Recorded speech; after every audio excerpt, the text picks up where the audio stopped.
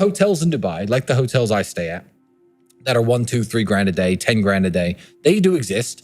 And there are also hotels in Dubai up near the old town where, you know, the laborers and the workers stay that cost $35, $40, $50 a day. That does happen.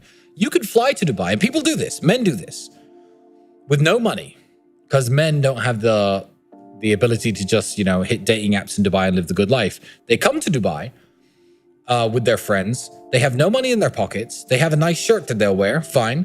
And they'll take a taxi from their really cheap hotel down to downtown, picture in front of the Burj Khalifa, click, picture in front of a Lamborghini, click. Now they're a guy with a picture in front of a Lamborghini in Dubai. They're a guy who hangs out in Dubai now. He's at the Burj Khalifa. He makes less than $1,000 a month, probably. You know, people do this. They literally clout chase based on location. And that is the biggest waste of time that I've ever heard of. You know, go on a vacation within your budget and have fun with your friends, by all means, and take your mind off trying to be somebody. But yeah, people pretend too hard today. And the effort it takes to pretend short term will make you look richer or cooler or more successful than you are. But if you take all the time that you spend pretending and actually invest it into trying to become what you're pretending to be, you'll get there. Yeah. But it will take, again, 3, 4, 5 years, and people don't want to do it. Did you spend much time when you were younger, like, reading books? Or did you feel like most of the things you've learned today have just come from life experience? I've read thousands of books. But I agree with a lot of people, including my brother, who say that reading books is largely a waste of time. I used to have time to waste. Books are entertainment. People read and they think that reading is going to make them rich or make them successful.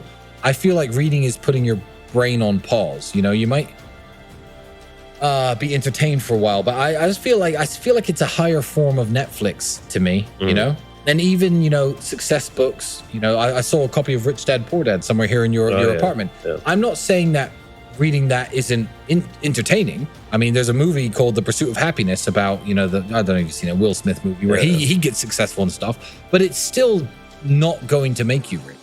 You were already who you were before you bought that book. I know that book isn't that old. But if you're young and you're broke and you don't have anything in life, I don't feel like these success-based, what I would call success porn books, these, you know, alter your mindset, alter your life kind of books are going to benefit you massively. I've read loads of books, but I read for entertainment. I think a lot of people, I know so many people that do this. They'll spend all their time reading or watching. They're just constantly trying to learn. But never taking action. There's no action, yeah. And then again, people think reading makes you smarter. I agree.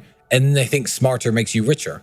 And I disagree. Mm-hmm. So again, some of the smartest people in the world are flat broke, working in some university somewhere, explaining, you know, physics theories to a bunch of kids who've paid their tuition fees.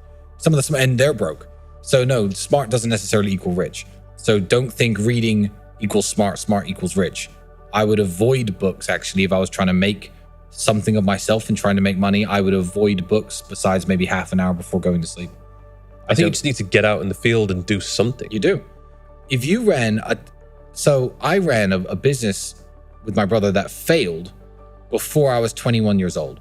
That qualified me more to run a successful business than anyone who from age 18 to 23 studied business at university for 5 years and got a master's in business.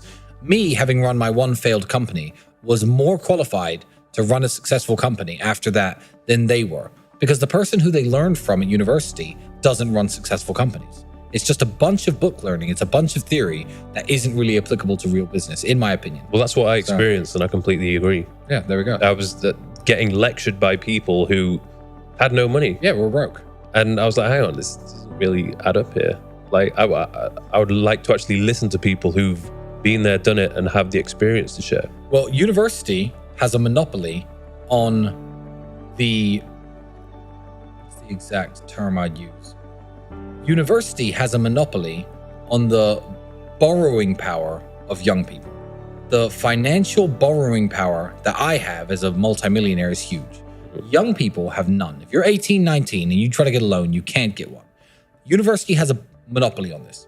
So if you're in the United Kingdom, and this is very, very sad, and you are 18 years of age, and you go to a bank with a great plan, you say, I am going to start a business. My name's Tristan Tate, I'm 18 years old, the bank's already not interested. But let's say they even heard you out and you had a nice, solid business plan and said, I need £30,000.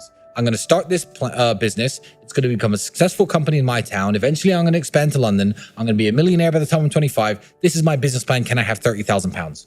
No. It will be no 100% of the time. If you're an 18-year-old kid and you say, hey, I want to be a pilot. I don't want to join the military and fight your bullshit wars that you want us all to fight to get a pilot's license. Plus, a lot of pilots, they want you to go to university first nowadays. But regardless, I want to be a pilot. Can I borrow £30,000? I need this many hours of flying time at this airfield on these aircraft. If I complete all these various hours, I'll have a pilot's license by the time I'm 21. Then I want to apply to work for airlines. Can I borrow some money, Mr. Banker? No. Hi, I don't really know what I want to do with life. I'm 18.